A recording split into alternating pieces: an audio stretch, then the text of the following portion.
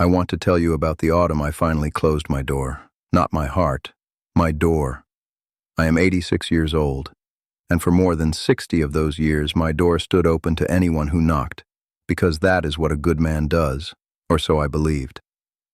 Then one evening I sat down at my kitchen table and did a hard count of the reasons I no longer wanted guests in my house, and there were 12. I wrote them down on the back of an old calendar, and when I finished, I did not feel ashamed, and I did not feel proud. I felt honest, maybe for the first time in years. Stay with me, and I will give you all 12. So come close to the fire a while and let an old man talk plain. I am not telling you I stopped loving people. I love them more truly now than when I loved them loudly. I am not telling you I became a hermit, or that my own family is not welcome in my home, because they are, some of them more than ever. That would be the easy story, and the easy story is a lie. What happened was slower and quieter than any of that. Have you ever kept a door open so long that you forgot you were the one standing in it? My grandmother used to say something I did not understand until my own hair went white. She said, "A door that opens for everyone warms no one who stays." A fire in a small house, she told me, is small on purpose. It warms the few who sit close, and it asks something of them. Their time, their quiet, their true faces. She said when a man opens his door to every traveler, every peddler, every wind, he is not being generous. He is being afraid. He has confused being wanted with being loved, and those are not the same thing, not at all. I carried that saying for 50 years the way you carry a stone in your pocket that you never take out to look at. Then one winter I took it out and turned it over, and I finally read what had been written on it all along. The first confession is this: my quiet became worth more to me than my politeness. For most of my life I would not have admitted that even to myself. A guest would come, a cousin, a neighbor, a man from down the road, and I would feel the evening drain out of me like heat from a cabin with the door held open, and I would smile and pour the coffee and call it joy. Last winter, an old friend sat in my good chair for 3 hours and talked about nothing I can remember. And when he finally stood to leave, such relief washed through me that I sat back down and wept.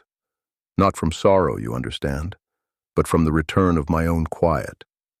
A pond only reflects the sky when nothing is stirring it. My grandfather would have said it plain: a man who never sits in still water never once sees his own face. I had been stirred for 60 years.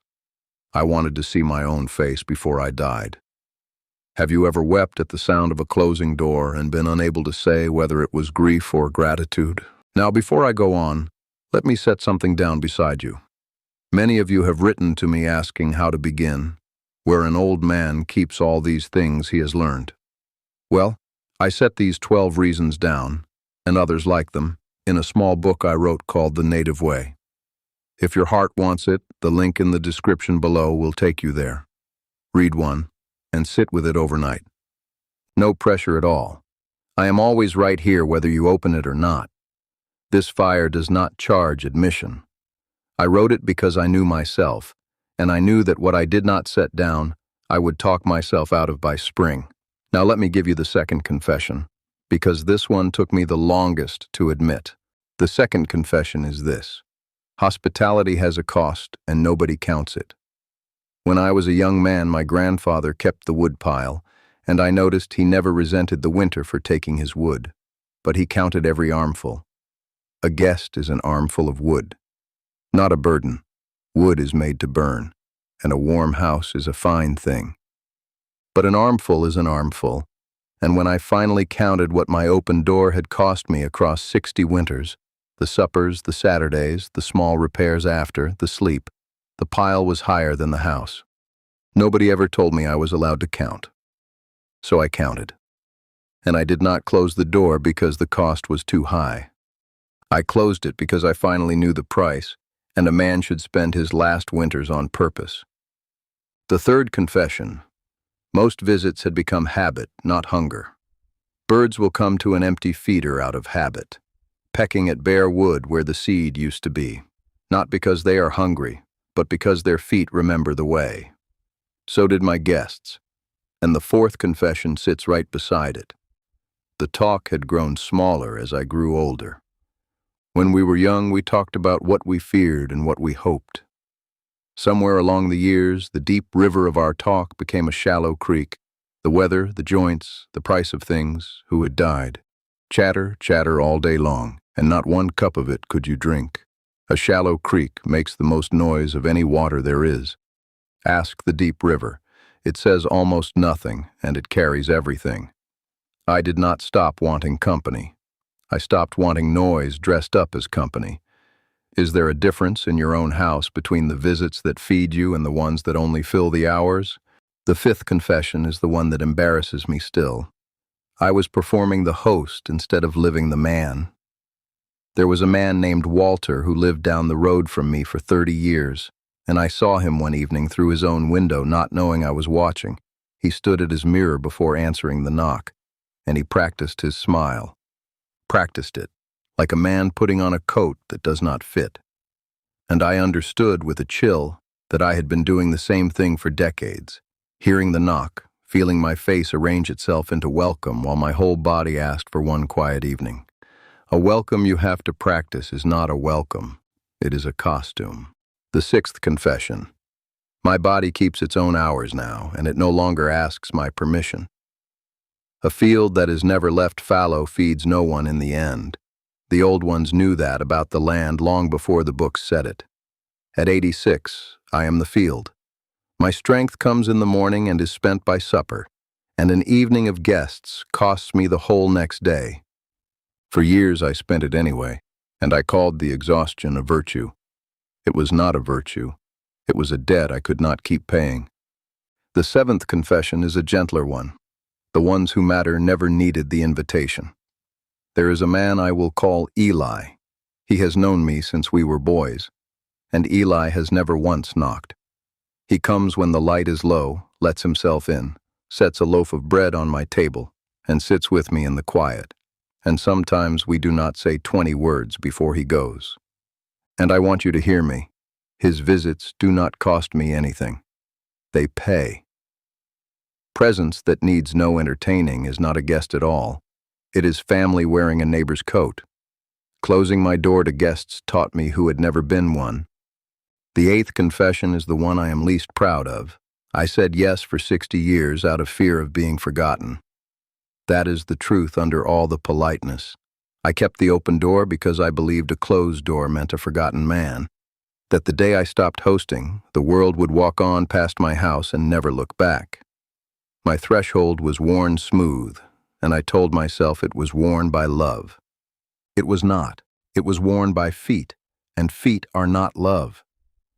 Have you ever kept giving a thing, not because you wanted to give it, but because you were afraid of what would stop when you did? I will tell you what happened when I finally closed mine, because it was not what I feared, but I am getting ahead of myself. The ninth confession. Every guest took the chair, the hour, and the story I was saving for myself. I do not say that bitterly. I say it the way a baker might say it who hands out the last of his bread every morning and goes hungry every night. The bread was good and the giving was good, and a man still has to eat. There were things I meant to do with my last good years, letters to write, a wood shop to putter in, mornings on the porch with my own thoughts, and I kept handing those hours across the threshold, one visit at a time. The 10th confession.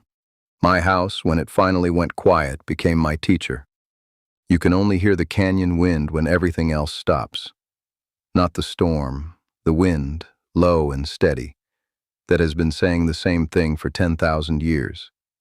In the quiet, I began to hear what my own life had been saying underneath all the visiting. An old man's house is not empty when he is alone in it. It is full of him, maybe for the first time. The 11th confession. Some visitors left heavier weather than they brought. You know the ones I mean. They arrive with the storm still on them, and they leave it in your rooms when they go. When I was young, there was an old man everyone called Standing Pine, because he bent for no one, and he loved people, truly loved them, fed half the county, and still every day at dusk, he closed his gate. People thought it strange in so generous a man. I asked him about it once when I was young enough to ask rude questions. He said, I can love them all day. I cannot carry their weather all night. It took me 50 years to understand that a clean floor is not a cold heart. It is only a floor you intend to keep clean. And the 12th confession, the one the other 11 were walking toward, I finally learned the difference between company and presence.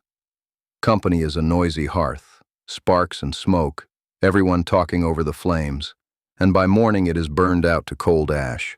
Presence is one candle that stays. It does not entertain you. It does not leave. My grandfather said it best, and I will give you his words the way he gave them to me, by his own fire, the winter before he died. He said a man who cannot sit alone was never truly met, not by others and not by himself. I am 86 years old and I sit alone most evenings now, and I want you to know. I have never been met more truly in my life. That is what the closed door gave me, not loneliness, myself. Now I want you to hear something clearly because it matters. Naming these 12 confessions was not the same as hating myself for them. Do you see the difference? I did not write my list on the back of that old calendar to beat myself with it. I wrote it the way a man walks his fence line after a long winter, not to curse the posts that fell, but to find them, because a post you have found can be set back in the ground. And there is more, and it is the part I did not expect. Every one of these 12 had a door in it, and a door only ever means one thing. You can open it again, on purpose, for the right people, at the right hour. I was not a cold man all those years, and I am not a cold man now. I was a sleeping one, and sleeping is not dying, though from the outside they can look the same. The shame I carried was never the truth of me. It was only the noise of a house that had never once been quiet long enough to hear itself think. Growth did not come to me as a thunderclap. It came as a latch turning gently in my own hand.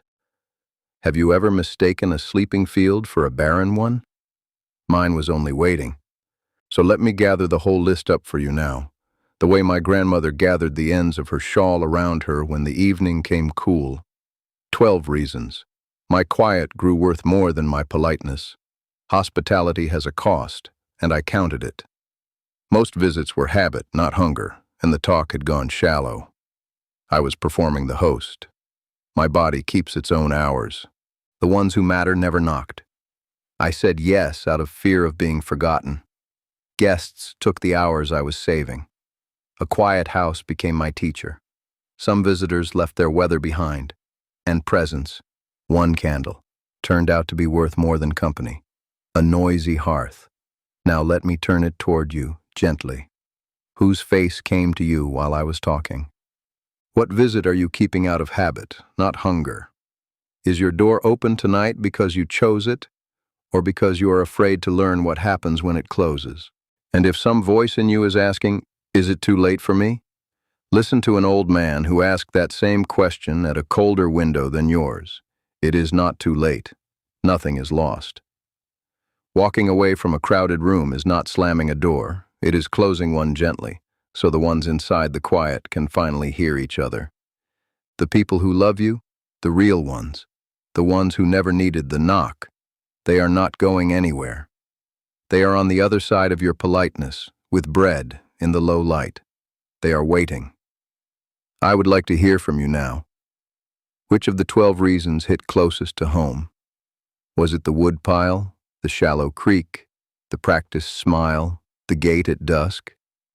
Tell me its number in the comments below. I read every one, and your own reason might give somebody else permission to breathe. Stay a while. Sit with me again tomorrow. The fire stays lit, and the door opens again at first light. Take care of your quiet. It is taking care of you.